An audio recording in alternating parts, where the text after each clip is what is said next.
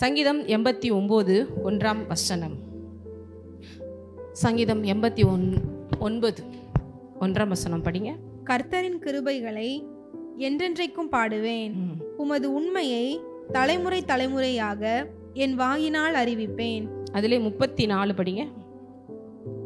என் உடன்படிக்கையை மீறாமலும் என் உதடுகள் விளம்பினதை மாற்றாமலும் இருப்பேன். தேவன் சொல்றாரு, என் உடன்படிக்கையை மீறாமலும் என் உதடுகள் விளம்பினதை. அதனால தான் இங்கே ஆரம்பிக்கும் போதே இந்த இடத்துல சங்கீதத்தில் சொல்றாரு, அவர் உண்மையுள்ள தேவன், உமது உண்மையை தலைமுறை தலைமுறையாக என் வாயினால் உம்முடைய கிருபைகளை என்றென்றைக்கும் பாடுவேன். ஏனென்றால் அவர் சொல்றாரு பாருங்க 34, என் உடன்படிக்கையை மீறாமல், my covenant I will not break, என் உண்மையில் பிசகாமலும் இருப்பேன். அதுக்கு முதல்ல வசனம், என் உதடுகள் விளம்பினதை மாற்றாமலும் இருப்பேன். nor alter the word that has gone out of my lips. என் வாயிலிருந்து ஒரு வார்த்தை வந்துருச்சுன்னா அதை நான் மாற்ற மாட்டேன். நான் போன தடவை சொன்னேன், சொல் தவறாதவன் பூரண புருஷனாக இருக்கிறான். இது எத்தனை பேர் இந்த மாதிரி ஆட்டிடியூட்ஸ்லாம் வளர்த்துட்ருக்கீங்க? நம்ம சில நேரங்கள் ஏற்கனவே சொன்ன மாதிரி பிறந்து வளர்ந்ததுலேருந்தே அந்த மாதிரி கல்ச்சரில் வளர்ந்துருப்போம். சும்மா அடிச்சு விடு, அந்த வந்துருச்சு, செஞ்சிருச்சு அப்படி சொல்லிட்டு. ஆனால் தேவனுக்குள்ள வந்தவரை மாற்றங்கள் வரணும். கிறிஸ்தவர்களாக மாறுங்கிறது ஏதோ ஒரு டைட்டில் கிடையாது, ஒரு வெள்ளை ட்ரெஸ் போட்டுக்கிறது கிடையாது, ஏதோ ஒரு பைபிள் கைமா வச்சுக்கிறது கிடையாது. நம்ம கேரக்டர்லேயே மற்றவங்க இவன் இப்போ கிறிஸ்துவுக்குரியவனாக இருக்காங்கிறத கண்டுபிடிக்கிற அளவுக்கு மாற்றங்கள் வரணும். அப்படி நீங்கள் மாறுறீங்கன்னா தான் உண்மையான ஒரு நல்ல ஆவிக்குரிய சபையில் இருக்கிறீங்கன்னு அர்த்தம். சிலர்லாம் பார்த்தீங்கன்னா வெளிப்புறமாக சண்டே ஆனால் அப்படியே ஒயிட் ட்ரெஸ் போட்டுக்கிறாங்க, அன்றைக்கி ஒரு யூனிஃபார்ம் மாதிரி. அதுக்கடுத்து அன்றைக்கி ஒரு ஃபிசிக்கலாக ஒரு பரிசுத்தம் வந்துடும், ஒரு அடக்கம் வந்துடும். அதெல்லாம் ஆராதனை முடிகிற வரைக்கும் அப்படியே ஒரு பொறுமையாக இருக்கிற மாதிரி. முடிச்சுட்டு வந்த பிறகு நம்ம மறுபடியும் பழைய மாதிரி ஆரம்பிக்கும். அப்படி இல்லை, 7 நாளும் 24 மணி நேரமும் ஒரே மாதிரி இருக்கணும். இத்தனை பேருக்கு புரியுது? நானுமே என் கூட பழகிறவங்களுக்கு தான் தெரியும். இங்கே ஸ்டேஜில் நான் ஒரு வார்த்தைகள் பேசுகிறேன்னா கீழேயும் அந்த உண்மைகள் அப்படியே தான் இருக்கும். இங்கே ஒரு மாதிரி அங்கே ஒரு மாதிரி அப்படிலாம் நடந்துக்கிறதே கிடையாது. அப்படி நடந்துக்கிட்டால் நம்ம மற்றவங்களை என்ன பண்ணுறோம்னு நினைக்கிறோம், ஏமாத்துறோம். அதனால தான் எப்பயுமே கனிகளை வைத்து ஒருத்தவங்களை அறிந்து கொள்ளுங்கள் என்று சொல்லுவோம். இங்கே தேவன் என்ன சொல்ல வர்றாரு பாருங்க, நான் என் வார்த்தைகளை நான் கரெக்டாக இருப்பேன். இப்போ நம்ம வாழ்க்கையிலையும் தேவனோட பிள்ளைகளாக இருக்கும்போது நம்ம வாழ்க்கையிலையும் எல்லாத்துலேயுமே கரெக்டாக இருக்க மாற்றங்கள். எத்தனை பேர் இப்போ ரசிக்கப்பட்டு ஒரு 4 வருஷம் ஆச்சுங்க, ஒரு 3 வருஷம் ஆச்சு, என்கிட்ட நிறைய மாற்றங்களை நானே பார்க்குறேன் அப்படிங்கிறவங்க எத்தனை பேர்? சூப்பர். அது இருக்கணும் பாருங்கள். இல்லாமல் இருந்ததுன்னா நம்ம சரியான ஒரு வாழ்க்கை, கிறிஸ்தவ வாழ்க்கை வாழவில்லை என்று தான் அர்த்தம். இங்கே பாருங்கள், தேவன் சொல்கிறாரு, முதல்ல my covenant I will not break. ஏன்னா என் உடன்படிக்கை மீறாமல், போன வாரத்துலேருந்து நம்ம உடன்படிக்கையை பற்றி பார்த்துட்டு வரோம். உடன்படிக்கை கான்ட்ராக்ட் அப்படி சொல்லுவோம், கவனன்ட் சொல்லுவோம். பைபிளே பார்த்தீங்கன்னா 2 விதத்தில் இருக்குது, old covenant, new covenant. Old testament, new testament. உண்மையிலே அது உடன்படிக்கை தான். பழைய ஏற்பாடு, புதிய ஏற்பாடு அப்படின்னு சொல்லிட்டு. பழைய உடன்படிக்கையில் எந்த மாதிரி லைஃப் ஸ்டைல் இருந்துச்சு, புதிய உடன்படிக்கையில் என்ன மாதிரி லைஃப் ஸ்டைல். இன்னும் சொல்ல போனால் அந்த புதிய ஏற்பாடுங்கிறதையே அப்போஸ்தலர்கள் நடபடிகளுக்கு முன்னால் தான் போட்டிருக்கணும்னு சில பைபிள் ஸ்காலர்ஸ்லாம் சொல்கிறாங்க. ஏன்? இயேசு மரித்து உயிர்த்து எல்லாத்தையுமே எஸ்டாப்ளிஷ் பண்ணி முடித்ததே சுவிசேஷங்களுக்கு அடுத்து தான். அப்போ எங்கேருந்து தான் லைஃப் நியூ கவர்னன்ட் ஸ்டார்ட் ஆகுது? அப்போஸ்தலர் நடபடிகளிலிருந்து தான் ஸ்டார்ட் ஆகுது. ஆவியானவர் அங்கே தானே, அப்போ தானே வர்றாரு. ஸோ அங்கே தான் ஆக்சுவலாக போட்டிருக்கணும் அப்படின்னு சொல்கிறாங்க. சரி, அது வேறு விஷயம். அப்போ இன்றைக்கி நீங்களும் நானும் எந்த கவர்னன்ட் அடிப்படையில் இருக்கிறோம்? புதிய உடன்படிக்கையின் அடிப்படையில் இருக்கிறோம். அதனால தான் நம்மலாம் புதிய உடன்படிக்கையின் மக்கள். நம்மளாம் யார்? உடன்படிக்கைன்னா போன தடவை சொன்னேன், உடன்படிக்கையில் 2 சைடு ஆள் இருப்பாங்க. ஒருத்தவங்களுக்கு ப்ராமிஸ் கொடுப்பாங்க. இதில் ரத்த உடன்படிக்கையெல்லாம் வேறு இருக்குது சொன்னேன். ரத்த உடன்படிக்கையில் ரொம்ப சீரியஸ். ஒருவேளை நான் அப்படி செய்யலைன்னா அதுக்கு சாவு தான் ஒரே இது, நான் ஏமாத்துறேன்னா நான் இப்படி ஆகட்டும் அப்படிங்கிற மாதிரி ராஜாக்கள் பண்ணிக்கிடுவாங்க. அந்த காலத்தில் பெரிய பெரிய ஒரு உள்ளூரில் ஒரு பெரிய ஒரு தலைவர்கள்லாம் இருக்காங்கன்னா, இனிமேல் உன் ஊருக்கு நான் என்னால் எந்த பிரச்சனையும் வராது, ஏன் ஊருக்கு ஒன்றால் எந்த பிரச்சனை வராது பண்ணிக்கிடுவாங்க. இது எல்லாம் அந்த காலத்தில் ரொம்ப சீரியஸாக இருந்தாங்க. வார்த்தையை கரெக்டாக ஃபாலோ பண்ணணும் அப்படிங்கிறதுல அந்த காலத்தில் ரொம்ப சீரியஸாக இருந்தாங்க. அதனால தான் நம்ம ஊரில் தமிழில் சில இலக்கியங்கள்லாம் சொல்லுவாங்க. அதில் கண்ணகி கதையெல்லாம் கேள்விப்பட்டிருப்பேன். நிறையா உண்மைன்றாங்க, நிறைய பொய்ன்றாங்க. நமக்கு நிறைய தெரியாது, நம்ம பார்த்தது கிடையாது. அப்போ அந்த கண்ணகியினுடைய சிலம்பை இவர் அவங்க ஒய்ஃப் சிலம்புதான்னு சொல்லி ராஜா என்ன பண்ணிடுவார், தப்பாக தீர்ப்பு கொடுத்துருவார். அதை கண்ணகி அதனால் அவங்க வீட்டுக்கார கண்ணகியின் வீட்டுக்கார என்ன பண்ணிடுவாங்க, கொன்றுவாங்க. அதனால் இல்லை என் சிலம்பு தான் இது, நான் ஒன்றும் சாதாரண ஆள் கிடையாதுன்னு சொல்லி இவன் வசதியான வீட்டு பொண்ணு தான் இதான் காமிக்கிறேன்னு சொல்லி இன்னொரு சிலம்பை எடுத்து ராஜாவுக்கு முன்னாடி போட்டு உடைச்சா கடைசியில் அதுலேயே முத்துக்கள் இருக்கும். அப்போ நம்ம தப்பாக தீர்ப்பு சொல்லிட்டோமேன்னு சொல்லி அந்த ராஜா என்ன ஆயிடுவார், அந்த நிமிஷமே இறந்துருவார்னு சொல்லி. அந்த காலத்தில் அந்த வார்த்தைக்கு அவ்வளோ உண்மை இருக்குன்னு சொல்ல வரேன். இத்தனை பேருக்கு புரியுது? அப்படியா, சரி சரி போ அப்படின்னு சொல்கிறது இல்லை. நான் ஒரு போஸ்ட்டில் உட்காந்து நியாயம் சொல்ல வேண்டிய ராஜா நான் தப்பான ஒரு தீர்ப்பை சொல்லிட்டேனா, என்னால் ஒரு உயிர் போயிடுச்சா அப்படின்னு ஒரு தப்பான ஒரு குற்ற உணர்வு வந்து அவர் என்ன பண்ணிடுது, மனதில் பெரிய நெருடல் ஏற்படுத்தி அந்த நேரத்தில் ஹார்ட் அட்டாக் வந்து செத்துட்டான்னு நினைக்கிறேன். அதுக்கடுத்து கோவத்தில் தான் அதுக்கடுத்து மதுரையை அழிச்சான்லாம் சொல்கிறாங்க. அது நமக்கு தெரியாது என்ன விஷயம். ஆனால் ஒரு கதையாக எடுத்துக்கொண்டால் கூட எவ்வளவு தூரம் வேர்ட்ஸில் வந்து சின்சியராக இருந்திருக்கிறாங்க. இது மாதிரி நிறைய விஷயங்கள் நம்ம சொல்லலாம். நான் சொல்கிறது புரியுதா உங்களுக்கு? எதுக்கு இது சொல்லணும்னா, இதெல்லாம் அந்த காலத்தில் கேட்ட கதைனால புரியும். ஒவ்வொரு வார்த்தையை நம்ம கீப் அப் பண்ணுறது எவ்வளோ முக்கியம், அதுவும் இந்த ஸ்தானத்தில் இருக்கிறவங்க சொல்கிறது எவ்வளோ முக்கியம். இன்றைக்கெல்லாம் நம்ம அரசியல்வாதிகள்லாம் அப்படி இருந்தாங்கன்னா எவ்வளோ சூப்பராக இருக்கும். எத்தனை பேர் அப்படிலாம் நினச்சிப்பாங்க, சொன்ன மாதிரி தேர்தல் அறிக்கையை நாங்கள் என்னெல்லாம் சொல்லி வாக்கு கேட்டோமோ சும்மா கரெக்டாக நிறைவேற்றுறோம் அப்படின்னு. அதெல்லாம் எங்கே நமக்கே மறந்து போயிடுது. இப்படிலாம் இருக்குது. உண்மை இல்லாமல் இருக்கிறனால இப்போ தேசம் எப்படி ஆசீர்வாதமாக இருக்கும் அப்படி போயிட்டு இருக்கு. ஆனால் தேவன் உண்மை உள்ளவராக இருக்கிறார். அப்போ உலகத்திலே மனுஷங்க இவ்வளோ தூரம் இருக்காங்கன்னா தேவன் எவ்வளோ தூரம் அவர் உண்மையாக உள்ளவராகவே இருக்கிறாரு. அவர் சொல்கிற விஷயத்தை அவர் மாறாமல் செய்கிறவராக இருக்கார். அதனால தான் அவர் வாக்கை நம்பி நீங்கள் உட்கார்ந்துருக்கீங்களா, நீங்கள் வெட்கப்பட்டு போவதே இல்லை.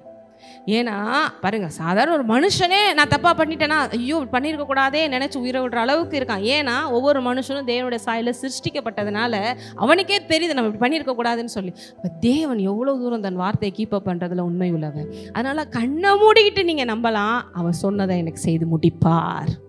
இத்தனை பேர் இப்போ ஒரு ஃபெய்த்தில் இன்க்ரீஸ் ஆகிருக்கீங்க. ஆமே, கண்ணை மூடிட்டு அவரெல்லாம் வேறு யாருங்க செய்ய போகிறா? ஏன்னா அவர் சொல் தவறாதவராக இருக்கிறார்.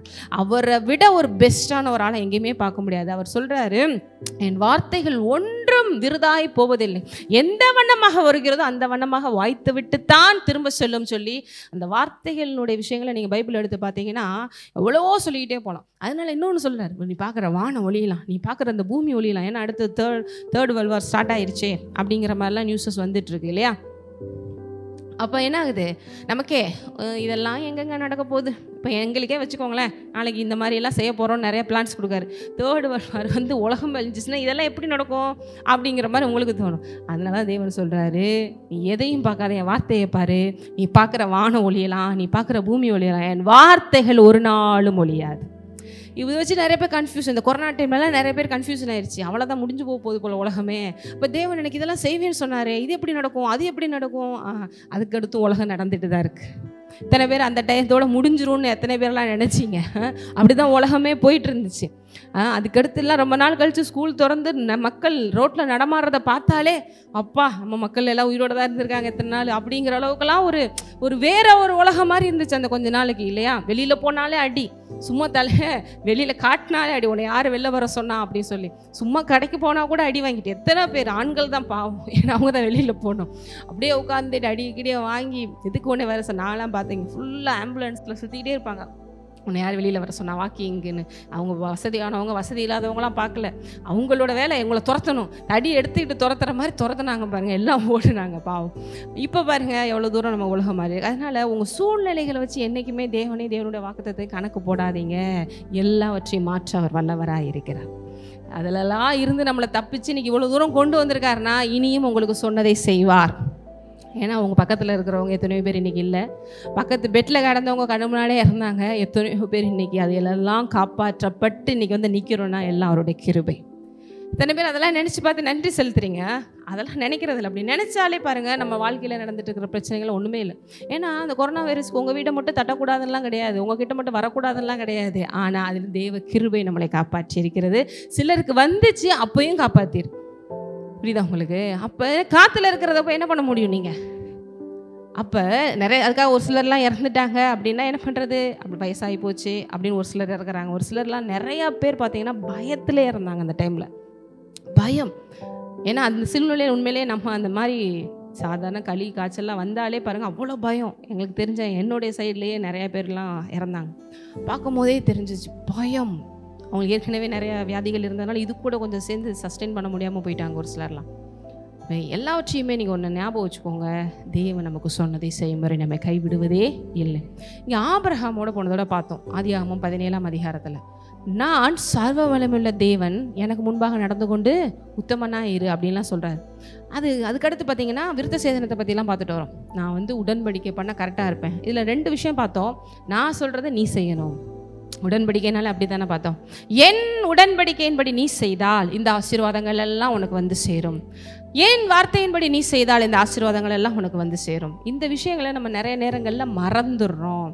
இன்னைக்கு தேவனுடைய கிருபையில தான் நம்ம இருக்கிறோம், இல்லைன்னு சொல்லலை. அவர் சிலுவையில் செய்த அந்த காரியங்கள் விசுவாசிப்பது தான் நமக்கு ஆசீர்வாதம்.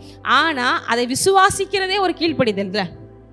விசுவாசிக்கிறதே கீழ்ப்படுதல். நம்ம ஆண்டவருக்குள்ளே வந்துட்டோம், இனி எனக்கு பாவமே இல்லை அப்படின்னு சொல்லிட்டு நான் கிருபையை விருதாவாக்கினால் நான் ஐயோ அபாத்திரனாய் போய்விடுவேன் இல்லையா? அப்போ இங்கே மறுபடியும் இன்னொரு விஷயத்தை நான் உங்களுக்கு சொல்ல விரும்புகிறேன்.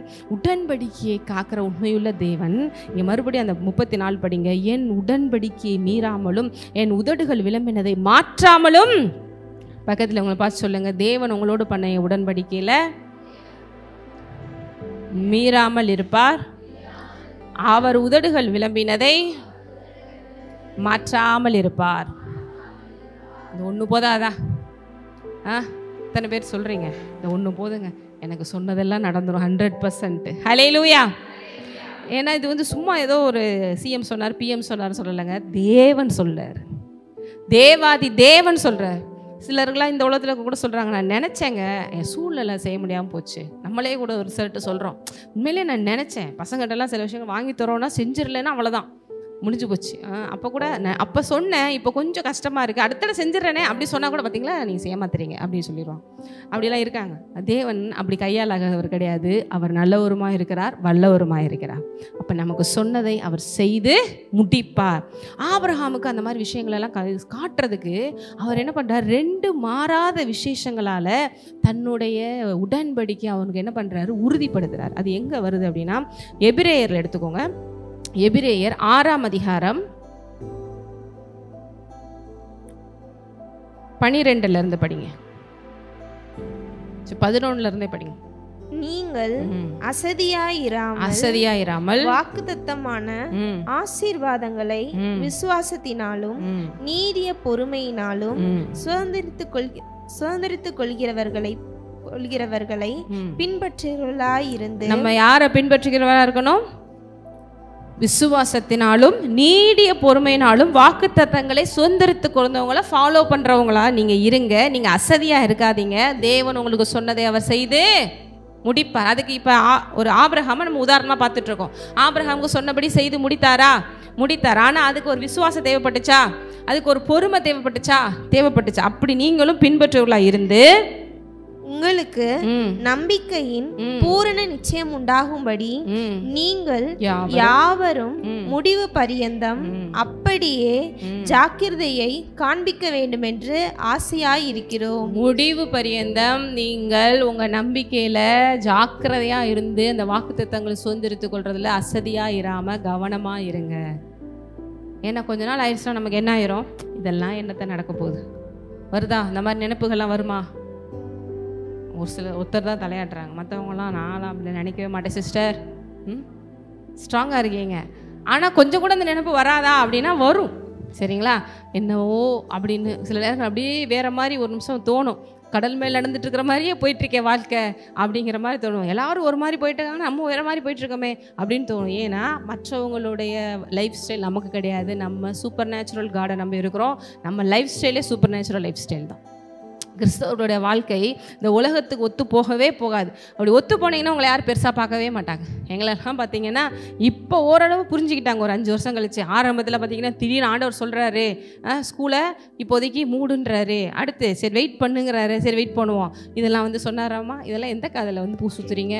எத்தனை பேர் கிறிஸ்தவர்களாக வீட்டில் இருந்தாலும் இதெல்லாம் சும்மா நீ எதையோ ஒன்று நீங்களே நினச்சிக்கிட்டு இந்த ஆண்டவர் சொன்னாருன்னு சொன்னால் பேசாமல் இருந்துருவாங்களே எல்லாரும், அந்த பயத்தில் பேசாமல் வந்துடுவாங்களே அப்படி. ஏன்னா நம்ம அவர் தான் சொன்னாருங்கிறத என்ன சொல்ல முடியும்? அவர் வந்தது உடனே பேசினதையும் நம்ம கேமரா ரெக்கார்ட் பண்ணி காமிக்க முடியும்?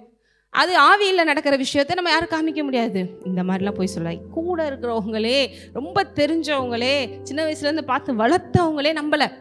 ஆண்டவர் சொல்கிறாரு, இப்படி செய்ய சொல்கிறாரு, இப்படி பண்ண சொல்கிறாரு. உண்மையிலேயே அவங்க வந்து கேலியாக தான் பார்த்தாங்க, இல்லை ஏதோ ஏமாத்துறாங்க அப்படின்னு பார்த்தாங்க. உண்மையிலேயே இதெல்லாம் தேவனுக்கு முன்பாக சொல்கிறேன்.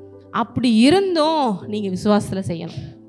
யாருமே நம்மளை நம்ப மாட்டேங்கிறாங்களே அப்படின்னு அப்புறம் உடனே நடக்கவும் நடக்காது. நீங்கள் எதுக்கு போயிட்டுருக்கீங்க, என்ன செஞ்சிட்ருக்கீங்க, அந்த வார்த்தைகளை நம்பி போயிட்டுருக்கும் போது உடனே அதுக்கான விஷயங்கள் நடக்காது. சரி, அப்போ அடுத்த பாயிண்ட்டுக்கு வருவாங்க. சரி, ஆண்டவர் தான் சொன்னாரோ, உனக்கு நேரம் நடந்திருக்கணும்ல, இந்த மாதிரி சில சிக்னல்ஸாவது காமிச்சிருக்கணும்ல. கேட்பாங்களா இல்லையா? கேட்பாங்க. அப்போயும் எனக்கு தெரியாது, ஆனால் சொன்னார், நான் செஞ்சுக்கிட்டு இருக்கேன். அது ஒன்று தான் நமக்கு சொல்ல தெரியும். இத்தனை பேருக்கு புரியுது இந்த சூழ்நிலைகள்லாம். எனக்கு தெரியாது, ஆனால் வெயிட் பண்ண சொல்கிறாரு, நான் வெயிட் பண்ணேன். அந்த வெயிட்டிங் டைமில் சில நேரங்கள் என்ன ஆகும், மனிதர்களுடைய கேலி கிண்டல் இல்லைன்னா ஆண்டவர், ஆனால் நமக்கு 100% தெரியும். அவர் மறுபடியும் மறுபடியும் மறுபடியும் மறுபடியும் கன்ஃபார்ம் பண்ணிக்கிட்டே இருப்பார். ஆண்டவரே என்கிட்ட சொல்கிறது அந்த ஆகட்டையா சொல்லுங்களேன், எனக்கு புரிய வைக்கிறது அவங்களுக்காவது புரிய வைக்கல. இப்படி ஏகப்பட்ட விஷயங்கள். சில நேரங்கள் என்ன ஆகிடும்னா, அப்படியே அப்போ நம்மளை போய் கரையில் நினைக்கிறாங்க, நம்மளை பைத்தியம் நினைக்கிறாங்க, நம்மளை ஏமாற்றுக்காரங்களாம் நினைக்கிறாங்க, அப்படிங்கிற மாதிரிலாம் வரும். அப்போ பாருங்கள், தேவன் விடவே மாட்டார். அதனால தான் போன தடவை காமிச்சேன், புதன்கிழமை சர்வீஸ் வந்தவங்களுக்கு தெரியும். நம்ம தேவனுடைய நோக்கத்தில் தேவனுடைய சித்தத்தின்படி அவர் கொடுத்த அந்த அழைப்பின்படி போய்கிட்டு இருந்தோம்னா அவர் அதை கரை சேர்க்கும்படி ஓயவே மாட்டார். வெனஸ்டே சர்வீஸில் வந்தவங்களுக்கு தெரியும். அதுக்கு நடுவில் நம்ம சில நேரங்களில் டிசப்பாயிண்டட் ஆனாலும் கரெக்டாக ஒரு வார்த்தை வந்து நம்மளை தூக்கி நிறுத்தும். எதையுமே வந்து அப்படியே தத்தளிப்பில் விடவே மாட்டார். உங்களை கூடையே இருந்து கம்ஃபர்ட் பண்ணி அழகாக நடத்திட்டு வருவார். நான் தான் இருக்கேன், கவலைப்படாத. பவுல்கிட்ட சொல்கிறார், பயப்படாத, நானே உனக்கு கேடகம், உனக்கு பலத்தை அரணுமா இருக்கிறேன், துணையாக இருக்கிறேன், நீ கண்டிப்பாக நான் சொன்னபடி போய் சேருவேன், ஒன் நிமித்தம் கூட இருக்கிறவங்களெல்லாம் நான் பாதுகாப்பேன். இப்படி ஒவ்வொரு நிமிஷமும் பாருங்கள். அதுக்கடுத்து போனால் ஒரு தீர்க்க தரிசன வார்த்தையின் மூலம் நடந்த எல்லாத்தையும் பாருங்கள் விவரிக்கிறார். இது எல்லாம் நீ செஞ்சிட்ருக்க, உன்னை எல்லோரும் இப்படி நினைக்கிறாங்கல்ல, நான் எங்கெங்கெல்லாம் எனக்காக நீ வைக்கப்பட்டு உன் தலையை நான் உயர்த்துவேன். அந்த விஷயம் பார்த்தீங்கன்னா கூட கொஞ்சம் கன்ஃபர்மேஷன். ஏன்னா அந்த ப்ராஃபஸிங்கிறதெல்லாம் ஃபஸ்ட் டைம் அப்போ தான் நான் என் லைஃப்லேயே பார்க்குறேன். இப்படியும் வந்து பேச முடியுமா தேவனால் லைஃப்பில் நடக்கிற ஒவ்வொரு விஷயத்தையும்? அப்போ எப்படி இருக்குன்னா, தேவனே இறங்கி வந்துப்பா, இவ என்னோட பிள்ளை, நான் தான் சொல்கிறபடி செய்கிறா, பைத்தியம் நினைக்கிறாங்கல்ல, பாரு நான் என்ன செய்கிறேன்னு பாரு. நான் இப்படிலாம் ஊழியம் செஞ்சு இன்றைக்கி இப்படி இருப்போம் நான் கனவுல கூட நினைக்கவே இல்லை. அன்றைக்கே சொன்னாங்க, நிறைய சொன்னாங்க ப்ராமிசஸ். அதுக்கடுத்து பார்த்தீங்கன்னா லைஃப்பில் ஊழியம்ங்கிற ஒன்று ஆரம்பிக்க வச்சார். அப்போ எதுக்கு வெயிட் பண்ண சொன்னார்? அப்போ தான் புரிஞ்சிச்சு. இப்போ மாற்ற போகிறேன். அப்போயும் இது மறுபடியும் கன்ஃபர்மேஷன். ஏன்னா இந்த பாரம்பரியமான பெண்ணிலேருந்து வந்ததுனால இதெல்லாம் ரொம்ப ஹோலியான திங்ஸ்ன்னு நாங்கள்லாம் பார்ப்போம். சர்ச்சஸ்ஸு, மினிஸ்ட்ரிஸ் பண்ணுறது, ஒரு அப்பரசம் எடுக்கிறது கூட சர்ச்சில் மட்டும்தான் பண்ணணும். நம்ம வந்து கீழே ப்ரேயர் செல் நடத்திட்டு இருந்தோம்னு சொன்னாலே, அப்போ ஒரு பிரதர், எங்களுக்கு தெரிஞ்ச பிரதர் வந்தார், தேவன் இந்த இடத்துல அப்பரசம் எடுக்க சொல்கிறாரு, அது சர்ச்சில் தான் எடுக்கணும், இங்கெல்லாம் எடுக்கக்கூடாது அப்படி. ஆனால் அது சர்ச்சாக மாறப்போகுதுன்னு எடுக்க சொல்லியிருக்காரு. அவ்வளோ பயம்தான், அதெல்லாம் எடுக்கக்கூடாது, அது பாஸ்டர்ஸ் கையால், அந்த சர்ச்சில் அங்கே வச்சு தான் பண்ணணும். இது எப்படி நீங்கள் எப்படி சொல்லுங்கள்? எனக்கு தெரியாதுக்கா, என்கிட்ட சொல்கிறாரு, செய்வோம் அப்படின்னு. சரி, ஆண்டவர் சொல்கிறார், ப்ரேயர் பண்ணி செய்வோம். கடைசியில் பார்த்தீங்கன்னா இந்த இடத்தையே அவருடைய மாற்ற போகிறாருங்கிறதுக்கு முன்னடையாளமாக அப்படி செய்ய வச்சுருக்கேன். இப்படி ஒவ்வொரு விஷயம் பயப்படும். ஆண்டவர் உண்மையிலே தானா? ஏன்னா நம்மளே வந்து ஒரு ஊழியத்தில் வரப்போகிறோன்னு சொல்லிட்டு யாரையும் ஏமாற்றிட்டு வந்தேன்னா யார்கிட்ட அடி வாங்குவோம் தெரியுமா? தேவன்கிட்ட அடி வாங்குறது ஒரு பக்கம். யார்கிட்ட அடி வாங்குவோம்? பிசாசு துண்டை காணோம் துடியை காணோன்னு ஓட வச்சிருவான். இதுக்கு அப்போஸ்தலர்கள் நடபடிகளில் நீங்கள் நிறைய சாட்சிகளை பார்க்கலாம். பவுல் இயேசு நாமத்தில் விரட்டுறாரு, எல்லாரும் விரட்டுறாங்க. உடனே கூட அங்கே 4 பேர் வர்றாங்க, வந்துட்டு இவங்கள மாதிரி நம்மளும் செய்யலாமே, இப்போ என்ன இயேசு நாமத்தை சொல்லணும், சொன்னால் அப்படி ஓடிடுது, அவ்வளோதானே, நம்மளும் செஞ்சுருவோம் அப்படி சொல்லிட்டு வர்றாங்க. பிசாசு சொல்லுது, இயேசுவையும் தெரியும், பவுலையும் தெரியும், என் மேலே அதிகாரம் செலுத்த நீங்கள் யார் அப்படின்னு சொல்லி என்ன பண்ணிடுது, துண்டை காணோம் துணியை காணோம். நாங்கள் பசங்களை அப்போஸ்தலர்களை படித்து பாடுங்க, நிர்வாணப்படுத்தி அவமானப்படுத்தி மானபங்கப்படுத்தி ஓட விட்டுட்டான் அப்படின்னு பிசாசுக்கு ரோசம் வருது. என் லெவலுக்கு மோசணும்னா என் லெவலுக்கு நீ இருக்கணும்டா, சும்மாலாம் என்கிட்ட வராது அப்படின்னு. உங்கள் பைபிளில் தானே இருக்குது அதெல்லாம். அப்போ சும்மா ஏமாத்திட்டு வந்து நிற்கிற களம் கிடையாது ஊழியங்கிறது, இது ஒரு போர்க்களம். சும்மா வந்துக்கிட்டு என்னை சொன்னார் அப்படி சொல்லி நின்னா அது சூழ்நிலையை காமிக்கிறோம். ஒரு நாளுக்குள்ளே 1 மாதம் கூட நீங்கள் நிற்க முடியாது, ஓட விட்டுருவோம் நமக்கு. அப்போ அவ்வளோ விஷயத்தையும் தாண்டி தேவன் இன்றைக்கி 5 வருஷத்துக்கு மேலே இன்றைக்கி இத்தனை பேர் வந்து உட்காருவீங்கன்னா என் கனவுல கூட யார் வீட்டுக்கு வந்து நான் கூப்பிட்டேன்னா, இல்லை உங்களுக்கு எனக்கு ஏதாவது முன்பாக ஏதாவது தொடர்பு இருக்கா, நீங்கள் என்னை பார்த்துருக்கீங்களா, நான் உடனே பார்த்துருக்கேன்னா, யாரும் பார்த்ததில்ல. ஒரு சிஸ்டர் மட்டும் ஸ்கூல் டேஸ்லேருந்து பழக்கம், அதுவும் கூட ஆவியானவர் தான் கொண்டு வந்திருப்பார். நம்ம வேறு எதுவும் நம்மளை பார்த்து கொஞ்சம் பழக்கம் கிடையாது. இதில் இன்றைக்கி போயிட்டுருக்கு. இதை விட ஆன்லைனில் எத்தனையோ பேர் பார்த்து ஆசீர்வதிக்கப்படுறாங்க. எத்தனையோ பேர் இன்னமும் வெளியில் ஸ்பிரிச்சுவல் சில்ட்ரனாக நிறைய பேர் இருக்காங்க. இது எல்லாத்தையும் செய்கிறது தேவனே. எதுக்கு சொல்ல வர்றேன்னா, அவர் சொல்லி அவர் அழைத்தார்னா அவரே செய்து முடிப்பார். அப்போ இனி வரப்போகிற அடுத்து கொடுத்துருக்கிற ப்ராமிசஸையும் அவரே செய்து முடிப்பார். ஆபிரகாமுக்கு சொன்னபடி நீங்களும் இப்போ இவங்களெல்லாம் பார்த்து என்ன பண்ணுங்க, அசதியாக இராமல் கர்த்தர் சொன்னதை செய்வார்னு சொல்லி பொறுமையோட விசுவாசத்தில் இருங்க, அது அப்படியே நடக்கும் நீங்கள் சொல்கிறாரு. இதுக்கு விசுவாசத்தில் அப்படி செய்து முடித்தவர்களை மாதிரிகளாய் பின்பற்றுங்கள்னு சொல்கிறாரு. 13 இப்போ படிங்க. வாக்குத்தத்தம் பண்ணின போது, ஆபிரகாமுக்கு தேவன் வாக்குத்தத்தம் பண்ணின போது ஆணையிடும்படி தம்மிலும் பெரியவர் ஒருவரும் இல்லாதபடியினாலே தமது பேரிலே தானே ஆணையிட்டு. பாருங்க, பெரிய ஆள்லாம் ஒருத்தவங்க இருந்தாங்கன்னா சாட்சியான சொல்லுவோம். இப்போ கல்யாணம் எல்லாம் பண்ணி வைக்கிறீங்கன்னா வீட்டில் பெரியவங்களாம் ஏன் கூப்பிடுறீங்க, பெருசுகளை கூப்பிட்டு வச்சு இவங்க தான் தட்டி கேட்பாங்க. நாளைக்கு பையன் தப்பு பண்ணாலும் தட்டி கேட்பாங்க, பொண்ணு தப்பு பண்ணாலும் எதுவுமே தெரியாத மாதிரி முழிக்கிறேன். எதையுமே புதுசாக நான் சொல்கிற மாதிரியே ஃபஸ்ட் டைம் பார்க்குற மாதிரியே பார்க்குறீங்க. அப்படி தானே பண்ணுவாங்க. எதுக்கு சொந்தக்காரவங்கள சோறு போடுறதுக்கு மட்டும் கிடையாதுங்க. நாளைக்கு எதாவது ஒன்றா பிரச்சனை என்ன, மாப்பிள்ளை வீட்டு சைடு பொண்ணு வீட்டு சைடு எப்போ நாங்களாம் சேர்ந்து தானே இப்போ பண்ணி வச்சோம், நீ என்ன ஒழுங்காக வச்சு வாழ மாட்டேங்கிற கேட்பாங்களா? மாப்பிள்ளை சைடு கராக்கி காட்டுவாங்க, பொண்ணு சைடு எங்கள் சைடு பற்றியா எவ்வளோ பெரிய ஆளு கராக்கி காட்டுவாங்க. அதெல்லாம் பார்ப்பீங்க. எல்லாத்துக்கு மேலே நம்ம கிறிஸ்துவ கல்யாணத்தில் எதுக்கு சர்ச்சில் வச்சு நடத்துகிறோம்? இங்கே எல்லாத்துக்கு மேலே யார் சாட்சி? தேவனே சாட்சி. யாரை ஏமாத்தினாலும் யாரை ஏமாற்ற முடியாது. இங்கே கையை பிடிச்சி வச்சு சொல்கிறதெல்லாம் அவர் இங்கே நடுவில் நின்று பார்க்குறாரு. பண்ணியிருக்கியா உடன்படிக்க, இன்பத்திலும் துன்பத்திலும் வாழ்விலும் சாவிலும் மரணம் நம்ம பிரிக்க வர, நான் உன் கணவனாக இருந்து உன்னை காப்பாற்றுவேன், உன் மனைவியாக இருந்து காப்பாற்றுவேன். நடுவில் அதுக்கு ரெப்ரசன்டேட்டிவாக நாங்கள் நிற்கிறோம், பாஸ்டர்ஸ் நிற்கிறோம் இல்லையா? எதுக்கு? இது எல்லாத்துக்கும் சாட்சி தேவன் இருக்கிறார். யாரை ஏமாத்தினாலும் சொந்தக்காரங்க கூட நாளைக்கு வராமல் போயிடலாம். என்ன எனக்கு எதுக்குப்பா வம்பு? நிறைய பேர் சொல்கிறாங்க. அது நீ ஒழுங்காயிரு, அப்போ தான் பிரச்சனை இல்லாமல் இருக்கும்னு சொல்லிடுறாங்க. தெரிஞ்ச ஒரு சகோதரி, நிறைய பேர் நம்ம ஊழியத்திலலாம் பார்த்தீங்கன்னா வேறு பேக்ரவுண்ட், அவங்க மட்டும்தான் வீட்டில் ரசிக்கப்பட்டிருப்பாங்க. அது என்னன்னு தெரியல, நம்ம ஊழியத்தினுடைய ஸ்டைலே அப்படி தான் போயிட்டுருக்கு. நானே கேட்பேன், ஆண்டவரே முழுசாக ரசிக்கப்பட்ட ஒரு ஃபேமிலி கூட கொண்டு வர மாட்டீங்களா? ஒன்று வந்து ஆண் சைடு வருது அல்லது பெண் சைடு வருது, இங்கிட்டு பாதி ரசிக்கப்படல இங்கிட்டு ரசிக்கப்படல, நம்ம மொத்த பேட்டனே இப்படிலாம் போயிட்டுருக்கு அப்படின்னு சொல்லிட்டு நாங்கள் யோசிச்சுட்டு இருப்போம். நானும் பேசுகிறவங்க எல்லாம் அப்படி தான். அதனால் என்னால் நிறைய பேரெல்லாம் சொல்லவே முடியாது. எத்தனையோ பேர் கவுன்சிலிங் கொடுக்குறோம், பேசுகிறோம். அந்த சிஸ்டர் வருவாங்க, வாரத்தில் ஒரு நாள் மட்டும் தான் வந்து பேசிட்டு போவாங்க. அப்போ வீட்டில் ஒரே பிரச்சனை, போராட்டம். எங்கள் மாமாட்ட சொல்லலான்னு சொன்னால் அவர் நீ ஒழுங்காரு, அப்புறம் நான் பேசுகிறேன் உங்கள் மாமியார்கிட்ட அப்படின்றாரு சிஸ்டர். அப்போ இங்கே வந்து ஜோம் பண்ணும் போது தேவன் வந்து என் மூலமாக பேசினார். பேசும்போது நான் கூட இருப்பேன், நான் செய்வேன், நிறைய விஷயங்களை சொன்னார். அப்படியே அழுகுறாங்க. இப்போ தான் சிஸ்டர் பெருக்கிக்கிட்டே எனக்கு நீ யார் பேச போகிறா அப்படின்னு ஜோம் பண்ணிட்டு வந்தேன். உனக்கு நான் நிற்பேன் தேவன் நீங்கள் பேசுகிறாரு. அப்படியே அவங்களுக்கு அவ்வளோ ஒரு சந்தோஷம். ஏன்னா எதை நினச்சி ஃபீல் பண்ணி, ஏன்னா யாருமே நமக்கு, ஏன்னா அவங்க அப்பாவும் இல்லை அந்த பொண்ணுக்கு, என்ன அம்மாவும் பாவம், இது ஒரு அப்பாவி அது ஒரு அப்பாவி, கேட்குறதுக்கே யாரும் இல்லை, இங்கே படுத்துறாங்க.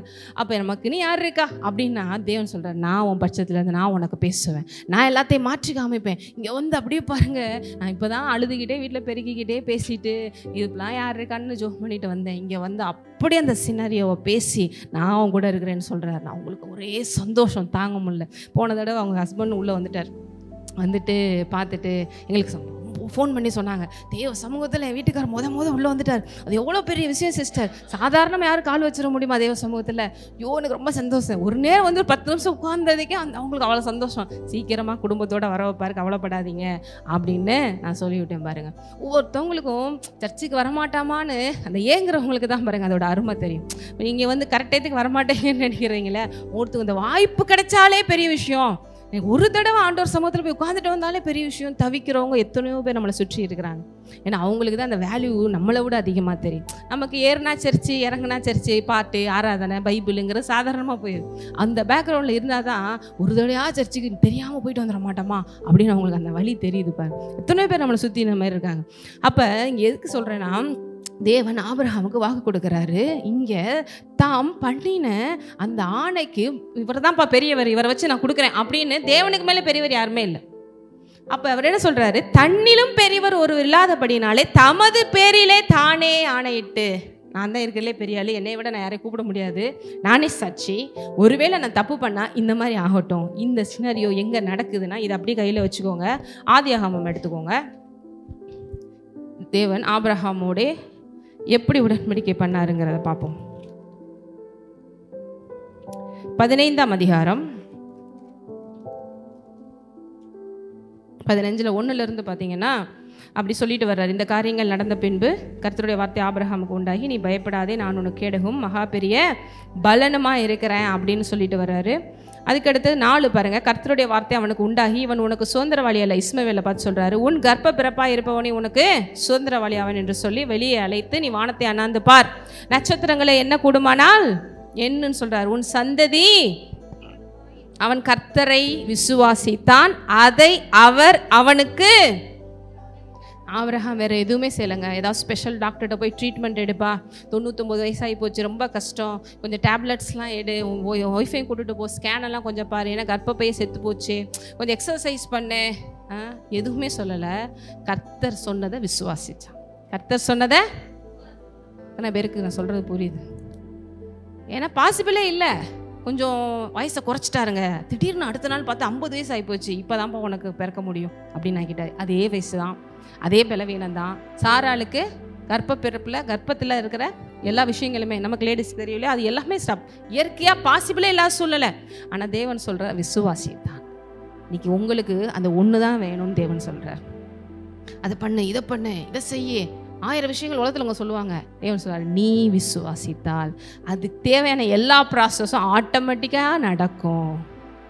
அப்போ இங்கே பாருங்க, நீ வானத்தை அண்ணாந்து பார்த்து உன் சந்ததி இவனமாக இருக்குன்னு சொல்கிறாரு. நம்ப முடியாது. ஏன்னா எந்த தேவன் ப்ராமிஸ் கொடுத்தாலும் நம்ம லெவலுக்கு கொடுக்க மாட்டார், அவர் லெவலுக்கு தான் கொடுப்பார். ஏன் ஒரு பிள்ளை கொடுத்தாலே பெருசு இந்த வயசில், சரி 2 சரி பரவாயில்ல, உன் சந்ததி இவனமாக இருக்கும், அன்லிமிட்டட், எக்ஸீடிங்லி, அபார்டன்ட்லி. இதெல்லாம் எதுக்கு ஆண்டவரே? ஏன்னா அவர் அப்படி தான். அதனால தான் நம்ம ப்ராமிசஸ் எல்லாம் வெளியில் சொன்னான்னா இதெல்லாம் கொஞ்சம் ஓவராக இருக்குது அப்படின்னு சொல்லுவாங்க. என்ன பண்ணுறது, அவரோட அன்பு அப்படி. ஆபிரகாம் கர்த்தரை விசுவாசித்தான், அதை அவர் அவனுக்கு. அது ஒன்று தாங்க கர்த்தர் நம்மகிட்ட எதிர்பார்க்கறது, நீ விசுவாசித்தால். பைபிளில் அதிசயங்கள் அற்புதங்கள் செய்கிறார். குஷ்டரோகியை சுகமாக்குறாரு, காது கேட்காதவனை காது கேட்க வைக்கிறார், முடமான நடக்க வைக்கிறார். போய் என்ன கேட்குறாரு? விசுவாசிக்கிறாயா, நீ விசுவாசிக்கிறாயா, நீ விசுவாசிக்கிறாயா, விசுவாசிக்கிற ஆண்டவரே, உடனே எலும்பு சரியாயிரு.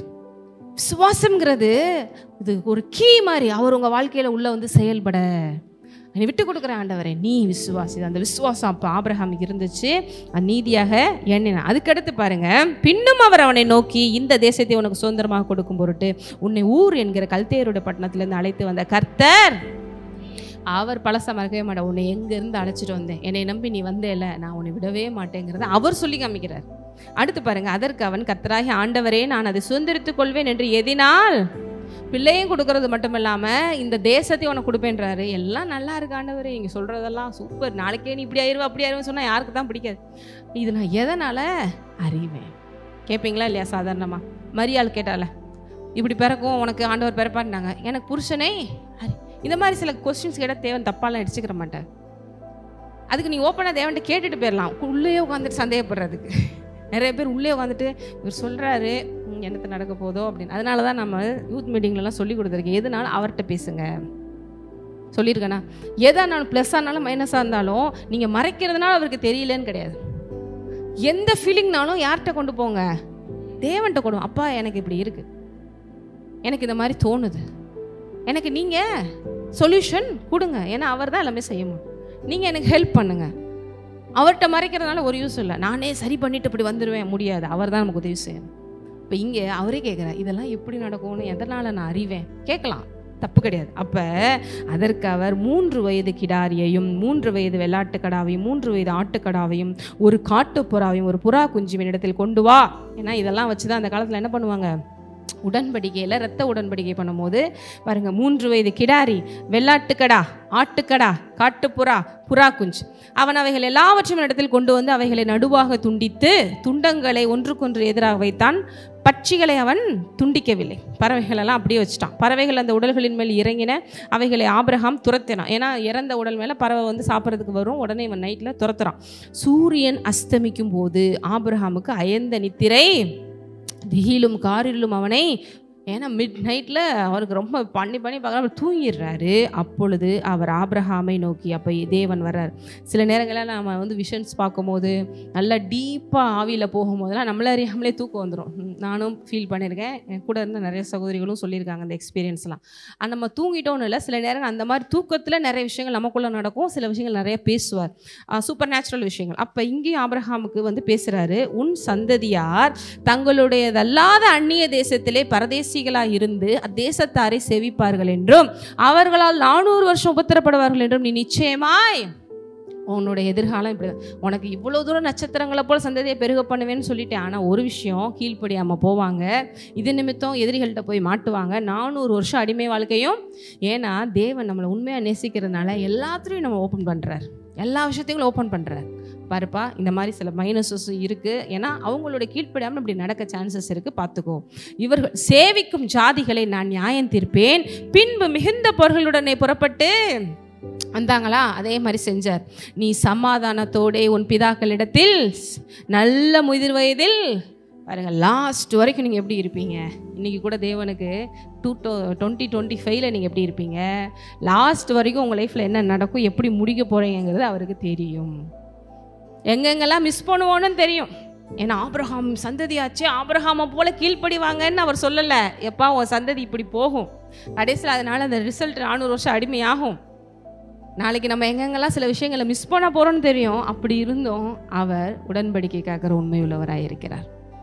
நம்ம சில நேரங்கள் டிசோபே பண்ணவும் சான்சஸ் இருக்குது. அப்படி இருந்தும் ஏன் அன்பு மாறாதுன்னு சொல்கிறார். இப்போ அவர்கிட்ட சொல்கிறாரு, நல்ல முதிர் வயதில் நீ என்ன பண்ணுவ. இப்போ தேவன் ஒருத்தவங்களை அழைச்சார்னா அவங்க எப்பயுமே எவ்வளோ நாள் வாழணும்னு நினைக்கிறாரு. சிலர்லாம் அது நம்பிக்கையே கிடையாது. முதிர் வயதெல்லாம் ஒரு 60-70 போதுங்க. அதுக்கு ஒரு வசனம் வச்சுருக்காங்க. என்ன வசனம், என்னது 70 மறந்து போச்சு என்னமோ. அடிக்கடி எங்கள் வீட்டிலலாம் சொல்லுவோம், ஆயுசின் மிகுதியால் 80 இருக்குமா, 70 80. அதுக்கு ஒரு வசனம் பழைய ஏற்பாடு வச்சுருக்காங்க. 1000 வசனம் இருக்கும். எதெல்லாம் அந்த மாதிரி வசனமோ அதை எடுத்துக்கிறார். அதாவது ஆயுசு நாட்கள் 70, அதுக்கடுத்து தேவனுடைய ஒரு கிருபையில் கூட ஒரு 10 வருஷம் 80. அதுக்கு மேலெல்லாம் அப்போ 80 வயசுக்கு மேலே வாழ்ந்த கிறிஸ்தவங்கள்லாம் அழுத்து பிடிச்சி கொண்டு வரணுமா. வெள்ளத்தின் மிதல் 80, அது பழைய ஏற்பாட்டில் ஒரு வார்த்தையை எடுத்துக்கிறது. இங்கே அதே பழைய ஏற்பாட்டில் தான் ஆபிரகாமை பார்த்து என்ன சொல்கிறாரு, நீ சமாதானத்தோட உன் பிதாக்களிடத்தில் நல்ல முதிர் வயதிலே. தேவனி தான் நம்ம எங்கெங்கெல்லாம் அந்த மைனஸ் இருக்குது, நமக்கு ஏற்றபடி சூழ்நிலைக்கு ஏற்றபடி அந்த வசனத்தை கோர்த்து அதனால தாங்க இப்படி ஆகிப்போச்சு அப்படி சொல்லு. அப்புறம் கர்த்தர் கொடுத்தார், கர்த்தர் எடுத்தார், கர்த்தருக்கே சோத்திரம் அப்படின்னு சொல்லிடுறாரு. இப்படிலாம் சில விஷயங்களை வச்சு ஆண்டவர் தாங்க எல்லாம் செய்கிறாரு. என்ன பண்ணுறதுங்க, இப்படி ஆகிப்போச்சா. நீங்கள் இந்த கல்லறை சைடெலாம் போனீங்கன்னா 15 வயசு பிள்ளைலாம் இருந்திருக்கும், 10 வயசு பிள்ளைலாம் இருந்திருக்கும். அவருக்கு பரலோகத்தில் தேவைப்பட்டுச்சுங்க ஒரு பூவு, அந்த பூவுக்கு பதில் அந்த பூவை எடுத்துட்டாரு அப்படிலாம் சொல்லிடுவாங்க. ஏன்னா நம்ம பக்கம் தப்பு இருக்கிறது நம்ம அக்செப்ட் பண்ணுறதே கிடையாது. ஏன் சரியில்லைங்க, விசுவாசம் சரியில்லை, என் பிள்ளைலாம் சரியாக வளர்க்கலை அப்படின்னு நினைக்கிறேன். கர்த்தர் தாங்க அப்படி எடுத்துட்டாரு அப்படின்னு. கர்த்தர் அப்புறம் எடுக்கிறதுக்காக உயிரை கொடுத்தாரு சிலுவையில். அவர் உயிரை கொடுத்து கஷ்டப்பட்டு உயிர் தெளிந்து பாதாளம் வரைக்கும் போய் உங்களை எல்லாம் பண்ணி உயிரை எடுத்துருவாராம். அப்புறம் சைக்கோ காடா அவர் யாருமே புரிஞ்சுக்கிறது இல்லை. அதனால நம்ம இதெல்லாம் நல்ல சபைக்கு நல்ல வார்த்தைகளை கேட்டால் தான் புரியும். நல்ல வேளை எங்களுக்கு ஆண்டவர் அந்த மாதிரி இடங்களெல்லாம் காமிச்சதுனால எனக்கு கோடி நன்றி செலுத்துகிறோம். அப்போ எதிர்கள் நோய்கள் வருதா, வியாதிகள் வருதா, அவர் தழும்புகளால் சுகமானேன் என்று சொல்லு. தாவீது சொல்கிறாரு, நான் இந்த உலகத்தில் வாழ விரும்புகிறேன், ஏன் உம்மை மகிமைப்படுத்தும்படி சாவாமல் பிழைத்திருந்த தேவனுடைய செய்கைகளை விவரிப்பேன்றாங்க. அவங்கவுங்க விசுவாசத்தின்படி அவங்களுக்கு ஆகுது. நல்லா அவரும் வாழ்ந்து மரிச்சாரு. ஆபிரகாமும் அதே மாதிரி சொன்னபடி தேவன் எப்படி விரும்பி ஆசீர்வதிக்கிறார் பாரு.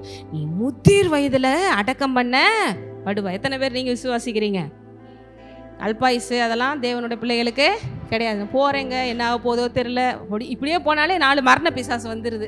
என்னைய தான் கூப்பிட்றாங்க, நான் வந்துடுறேன் இப்போ அப்படின்னு சொல்லிட்டு. முதிர் வயதிலே அடக்கம் பண்ண படுவேன், கல்லறையிலே சேவேன். ஏன்னா தேவன் நீங்கள் வாழ்றதுக்காக அவர் உயிரை கொடுத்துருக்கிறாரு. அந்த ரத்தம் வீணாக கூடாது அப்படின்னா நம்ம அந்த உலகத்தில் வாழ்ந்து தேவனை மகிமைப்படுத்தணும். எத்தனை பேருக்கு புரியுது? அதுக்கும் நல்ல எப்படி போட்டிருக்கு பாருங்க, சமாதானத்தோட பிதாக்கள். சிலர்லாம் 70 வயசுலேருந்து படுத்து படிக்க கிடக்கிறது அப்படிலாம் இல்லை. உண்மையிலேயே தேவனை நம்புகிறவங்களுக்கு இந்த பெரிய பெரிய ஊழியக்காரங்களாம் இருக்காங்க பாருங்கள். நைட்டு எல்லாரும் கூட டின்னர் சாப்பிட்றாங்க, சாப்பிட்டுட்டு எல்லார்ட்டையும் சரி பாய், நாளைக்கு நான் அப்பா வீட்டுக்கு போகிறேன் அப்படின்னு சொல்கிறாங்க. என்ன இவர் திடீர்னு அப்பா வீட்டுக்கு போகிறேன் அப்படின்லாம் சொல்கிறாரு, பாயெல்லாம் சொல்கிறாரு வித்தியாசமாக அப்படின்னு. நல்லா சாப்பிட்டு செஞ்சுட்டு அப்படியே போய் பெட்டில் போய் படுக்கிறாங்க. அடுத்த நாள் காலையில் எழுப்ப போனால் ஆளகாங்க. சமாதானமான ஒரு மரணம். ஹல்லேலூயா. இதெல்லாம் வாழ்ந்துட்டு இருக்கிறாங்க இன்றைக்கி உயிரோட. இழுக்கிறது அப்படியே கிடக்கிறது. 70 வயசுக்கு ஆச்சு, இந்த காலே வரமாட்டேங்குது, இந்த கை வேற வரமாட்டேங்குது, கண்ணே சரியாக தெரிய மாட்டேங்குது. எல்லாம் வரும். ஏன்னா நம்ம பாவத்தில் கிடந்து துர்க்குணத்தில் உருவானதுனால அப்பா அம்மாட்ட இருக்கிற அந்த மைனஸ் எல்லாம் நமக்குள்ளே வரும். ஆனால் இயேசுவின் நாமத்தில் அது விரட்ட வேண்டும். என்கிட்ட சில பலவீனங்கள் இருக்குது, உங்கள்கிட்ட சில பலவீனங்கள் வரும். நான் எங்கள் அம்மா அப்பாட்டேருந்து வந்திருக்கியா, ஆனால் இப்போ நான் புது சிருஷ்டி, ஏசு என்னுடைய எல்லா வியாதிகளையும் சுமந்து தீர்த்திருக்கிறேன். எங்கள் அம்மா அப்பாட்ட இருக்கிற சிம்டம்ஸ்லாம் நமக்கு தெரியும். உடனே எங்கள் வீட்டில் சொல்லுவாங்க, எனக்கு அப்படி தான் இருந்துச்சு, உனக்கு அப்படி தான் இருக்கா, அது அப்படி தான் வரும், நம்ம குடும்பத்தில் இப்படி தான். ஒரு கேஸ் டைஜஸ்ட் வந்துருச்சுன்னா நம்ம வீட்டில் எல்லாருக்குமே இப்படி தான் அப்படின்னு. உடனே அப்படி கிடையாது, நானும் என் தம்பி இந்த விஷயத்தை சொல்லுவோம். இயேசுவின் நாமத்தினால இது எல்லாத்தையும் தேவன் சிலுவையில் என்ன பண்ணிட்டாரு, சுமந்து தீர்த்துட்டாருன்னு சொல்லணும். உட்காந்துக்கிட்டு அதை அப்படியே அக்செப்ட் பண்ணக்கூடாது. பரம்பரை எங்கள் வீட்டில் அப்படி தான் ஹார்ட் அட்டாக் வருது, 40 வயசுக்கு மேலே எங்கள் வீட்டில் யாருமே இருக்க மாட்டாங்க, எங்கள் வீட்டில் ஜென்ஸ் எல்லாம் மறிச்சு போயிடுவாங்க, பெண்கள்னால இப்படி தான். இந்த மாதிரி விஷயங்களை இயேசு நாமத்தில் என்ன பண்ணணும், கட்டணும். தேவையில்லை, எனக்கு தேவையில்லை. நான் அந்த உலகத்தில் நீங்கள் அப்போ சுவிசேஷம் சொல்லும் போது உங்களுக்கு எப்படி இருந்தால் யாருங்க நம்புவா? நீங்கள் பூர்ணமாக இருந்து எனக்கு இவ்வளோ விஷயங்கள் இருக்குது, பிரச்சனைகள் இருக்குது, உபத்திரவங்கள் இருக்குது, ஆனால் எல்லாவற்றையும் இயேசு ஜெயித்திருக்கிறார். அப்போ வரும், வராதுன்னு கிடையாது, வரும். உங்களை அழிக்க பார்க்கும், பிரச்சனைகள் வரும், பலவீனங்கள் வரும், கீழே விழுந்த மாதிரி தான் இருக்கும். ஆனால் எழுந்து நிற்க தேவன் பலன் செய்வார். வராதுன்னு சொல்லலை, வரும். ஆனால் உங்களை மேற்கொள்ள அவர் கிருபை செய்வார். அப்போ பேரண்ட்ஸ்லேருந்து சில விஷயங்கள்லாம் வரும். அப்போ நினச்சிக்கிருவேன், உள்ள அந்த பழைய ஜீனு வந்திருக்கு, மாம்சத்தில் வருது, ஆனால் இப்போ ஆவியில் விரட்ட தேவன் கிருபை செய்கிறார். இப்போ இங்கே முதிர் வயதிலே அடக்கம் பண்ணப்படுவார். 4ஆம் தலைமுறையில் அவர்கள் இவ்விடத்திற்கு திரும்ப வருவார். ஏனென்றால் எமோருடைய அக்கிரமம் இன்னும் நிறைவாகவில்லை. அப்போ சூரியன் அஸ்தமித்து காரிருள் உண்டான பின்பு இதோ புகைகிற சூளையும் அந்த துண்டங்களின் நடுவே கடந்து போகிற அக்கினி ஜுவாலையும் தோன்றின. துண்டங்கள் ஆப்போசிட் அப்படி வைக்கிறாங்க. அதுக்கு நடுவில் என்ன பண்ணுறாரு தேவன், அப்படியே ஆவியாக இந்த இடத்துல ஒரு ரவுண்ட்ஸ் வர்றார். என்ன பண்ணுறாரு, ரவுண்ட்ஸ். சில இடங்கள்லாம் சில கல்ச்சர்லாம் பார்த்தீங்கன்னா மேரேஜ் பண்ணிவிட்டு எதுக்கு இங்கேருந்து பெண்ணு மாப்பிள்ளை அப்படி எல்லாருக்கும் முன்னாடி நடந்து போகிறாங்க அப்படின்னா, பாருங்கள் நாங்கள் எல்லாருக்கும் முன்னாடியும் இப்போ கணவன் மனைவி ஆகிட்டோம். இப்போ கூட சில இடங்கள்லாம் பாருங்கள், சில இடம் சுற்றி வருவாங்க. இதெல்லாம் அந்த காலத்தில் சில முறைமைகளெல்லாம் பார்த்து தான், இந்த சாட்சியாக அந்த சாட்சியாக, இது சாட்சியாக அது சாட்சியாக நாங்கள் இப்படி இருப்போம் அப்படி இருப்போம். இங்கே தேவன் பாருங்கள் அந்த துண்டங்களை வச்சு நடுவில் என்ன பண்ணுறாரு, அவர் கடந்து போகிறாரு. அதெல்லாம் அந்த காலத்தை உடன்படிக்கை பண்ணும்போது அந்த மாதிரி செய்வாங்க. இப்படி கடந்து போனால் என்ன அர்த்தம்னா, ஒருவேளை நான் சொன்னதை நான் செய்யலேன்னா இந்த மிருகங்களுக்கு ஏற்பட்ட நிலைமை எனக்கு ஏற்படட்டும். பேருக்கு புரியுது? இப்படி சாவு எனக்கு வரட்டும்னு அர்த்தம். அது எப்படி கொண்டிருந்தாங்க, 2ஆ வெட்டி ஆப்போசிட்டாக வச்சுருந்தாங்க. அதுக்கு நடுவில் தேவாதி தேவன் கடந்து போகிறாருங்க. ஒருவேளை நான் உனக்கு சொன்னதை செய்யலைனா அப்படி ஆகட்டும். அவருக்கு இப்படிலாம் நமக்கு ப்ரூஃப் பண்ணணும்னு அவசியமே இல்லை, அவ்வளோ பெரிய தேவன். அதனால தான் சரி இந்த தோன்றினா அந்நாளில் கர்த்தர் ஆபிரகாமை உடன்படிக்கை பண்ணி எகிப்து நதி துவங்கி அப்பிராத்து நதி என்னும் பெரிய நதி மட்டும் கேனியரும் கெனிசியரும் கத்மோயரும் ஏத்தியரும் பெரிசியரும் ரெபாயிமரும் எமோரியரும் கானானியரும் கிர்காயரும் எபூசியரும் என்பவர்கள் இருக்கிறதுமான தேசத்தை உன் சந்ததிக்கு கொடுத்தேன் என்றார். இப்படி உடன்படிக்கை பண்ணுறதை தான் இங்கே எபிரேயரில் இப்போ வாங்க 6ஆம் அதிகாரத்தில் உங்களுக்கு எபிரேயர் ஆசிரியர் விவரித்து சொல்கிறாரு. 14 நிச்சயமாக நான் உன்னை ஆசீர்வதித்து உன்னை பெருக பண்ணுவேன் என்றார். 13 என்ன பார்த்தோம், ஆபிரகாமுக்கு தேவன் வாக்குத்தத்தம் பண்ணின போது ஆணையிடும்படி தம்மிலும் பெரியவர் ஒருவர் இல்லாத காரணத்தினாலே தம் பேரிலே தானே ஆணையிட்டு என்ன ப்ராமிஸ் கொடுக்கிறாரு, நிச்சயமாக நான் உன்னை பெருக பண்ணுவேன்.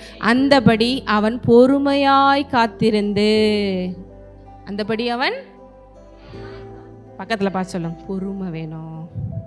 சில விஷயங்கள் நடக்கிறதுக்கு கொஞ்சம் பொறுமை வேணும்.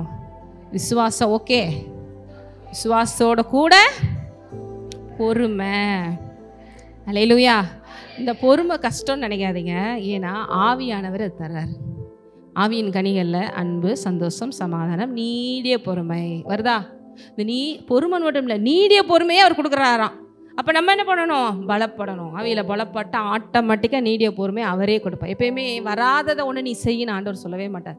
எனக்கு மேக்ஸே வரமாட்டேங்குது, நீ 100 வாங்குன்னு சொல்கிறீங்களா ஆண்டவரே, சொல்ல மாட்டார். உங்களை அவர் கொடுத்துட்டு உன்னால் முடியும் நீ செய்யுன்பார். நீ 100 வாங்குறதுக்கு உனக்கு கெப்பாசிட்டியை கொடுத்துட்டு நீ செய்யணும். இப்போ தேவன் உங்களை எல்லாமே பொறுமையாக இருனா பொறுமையை நானே உனக்கு கொடுக்குறேன்றார். கொடுக்குறாரா இல்லையா? நீடிய பொறுமையை அவரே கொடுக்குறாரு. அப்ப பொறுமையாய் காத்திருந்து வாக்குத்தத்தம் பண்ணப்பட்டதை பெற்றான். போட்டிருக்கா வாக்குத்தத்தம் பண்ணப்பட்டதை 15 கிடைச்சிச்சா? ஈசாக்கு பிறந்தாரா? இன்றைக்கும் ஆபிரகாம் சந்ததியா நம்ம எல்லாருமே இருக்கமா? வானத்து நட்சத்திரங்களை போல பெருகி இருக்கமா? அடுத்து மனுஷர் தங்களிலும் பெரியவர் பேர் ஆணையிடுவார்கள். உறுதி பண்ணும்படிக்கு ஆணையிடுதலே சகல விவாதத்திற்கும். எப்பா எதுக்கு பிரச்சனை? போலீஸில் கூட போனீங்கன்னா சரி 2 நிமிஷம் எழுதி கொடுத்துட்டு போங்க, சொல்லுவாங்களா? பிரச்சனைனா போலீஸ்காரங்க எழுதி கொடுத்துட்டு போ, ஏதாவது ஒன்று நான் வந்து பார்க்குறேன். 2-3 பேர் தான். அது மாதிரி வீட்டில் ஏதாவது ஒன்றுனா வீட்டில் பெரிய ஆளை கூப்பிடுவாங்க. என்னப்பா நீ பேசாமல் இருப்பியா? ஏதாவது நான் வருவேன், நான் பெரிய மாமாவாக இருப்பார், இல்லை பெரிய சித்தப்பாவாக இருப்பார், பெரியப்பா இருப்பார், அவர் நடுவில் நின்று, இல்லை நம்ம ஊரெல்லாம் இப்போ நாட்டாமை அப்படிங்கிற மாதிரிலாம் இருப்பாங்க, பஞ்சாயத்து தலைவர்னு இருப்பாங்களா? அவங்கெல்லாம் வந்து நடுவில் வச்சு இனிமேல் பார்த்துக்கோப்பா, ஏதாவது ஒன்று இல்லைன்னா நான் தான் கேட்பேன். அப்போ மனுஷர் என்ன பண்ணுவாங்க? தங்களிலும் பெரியவர்கள் பேரில் ஆணையிடுவார்கள். உறுதி பண்ணும்படிக்கு ஆணையிடுதலே சகல விவாதத்திற்கும் முடியும். ஒரு விஷயத்தை முடிச்சு வைக்கணும்னா, சரி இனிமேல் இப்படி ஏதாவது ஒன்று நான் பார்த்துக்கிறேன் அப்படின்னு நம்ம ஒரு விவாதத்தை முடிச்சு வைக்கணும்னா அது நடந்துதான் ஆகும். அந்தபடி தேவனும் வாக்குத்தத்தம் பண்ணப்பட்டவைகளை சுதந்தரித்து கொள்ளுகிறவர்களுக்கு தமது ஆலோசனையின் மாறாத நிச்சயத்தை பரிபூர்ணமாய் காண்பிக்கும்படி சித்தமுள்ளவராய் ஓர் ஆணையினாலே அதை ஸ்திரப்படுத்தினார். பாருங்க, இன்னைக்கு நமக்கும் இதெல்லாம் நடக்குங்கிறதுக்கு என்னங்க அப்படின்னா, இன்னைக்கு சிலுவையை பாருங்கள். என்ன பாருங்க, இங்க நமக்கு முன் வைக்கப்பட்ட நம்பிக்கையை பற்றி கொள்ளும்படி அடைக்கலமாய் ஓடி வந்த நமக்கு, நம்ம அப்படித்தானே ஓடி வந்திருக்கோம், அவரை நம்பி அடைக்கலமா ஓடி வந்த நமக்கு 2 மாறாத விசேஷங்களினால் நிறைந்த ஆறுதல் உண்டாகும்படிக்கு எவ்வளவேனும் பொய்யுற தேவன் அப்படி செய்தார். 2 முக்கியமான விசேஷங்களால அவர் என்ன பண்ணியிருக்காரா? ஆணையை நிறைவேற்றிருக்கார். ஆபிரகாமுக்கே 2 விஷயம் செஞ்சார். 1, வார்த்தையினால ப்ராமிஸ் கொடுத்தார். அவர் சொன்னாலே நடந்துடும். எத்தனை பேர் நினைக்கிறீங்க?